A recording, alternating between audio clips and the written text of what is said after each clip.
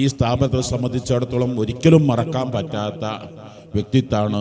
നട്ടുപിടിപ്പിച്ച് വളർത്തിയെടുത്ത് മരണം വരെയും ആജീവനാന്ത ട്രഷറായി എന്ന് പറഞ്ഞാൽ ഒരിക്കൽ പോലും അങ്ങോട്ടൊരു രൂപ സൂക്ഷിക്കാൻ കൊടുത്തിട്ടില്ല. ഈ സ്ഥാപനം തുടങ്ങി അന്ന് പ്രിയപ്പെട്ട തലക്കടത്തൂർ ബാവ ഹാജി ഖത്തറിൽ ചെന്നു. GCCയിലൊക്കെ കമ്മിറ്റി ഉണ്ടാക്കിയെങ്കിൽ എത്രയോ വർഷങ്ങൾക്ക് ശേഷം വിനീതൻ ചെന്ന് അല്ലെങ്കിൽ ഇവിടുന്ന് ഒരു പ്രതിനിധി ചെന്നിട്ടാണ് അതേ സ്ഥാനത്ത് ബാബ ഹാജി GCC ഖത്തറിൽ ചെന്ന് ഉടനെ തന്നെ കമ്മിറ്റി ഉണ്ടാക്കി. മഅദീൻ സ്വലാത്ത് ആദ്യമായി ഒരു വിദേശത്ത് തുടങ്ങിയത് ബാബ ഹാജിയാണ്. ആ ബാബ ഹാജി മഅദീനെ അന്ന് തൊട്ട് എല്ലാ മാസങ്ങളും നന്നായി സഹായിച്ചുകൊണ്ടിരിക്കുന്നതാണ്. ആ ബാബ ഹാജി മരണപ്പെട്ട ആണ്ടിൻ്റെ ദിവസമാണ്.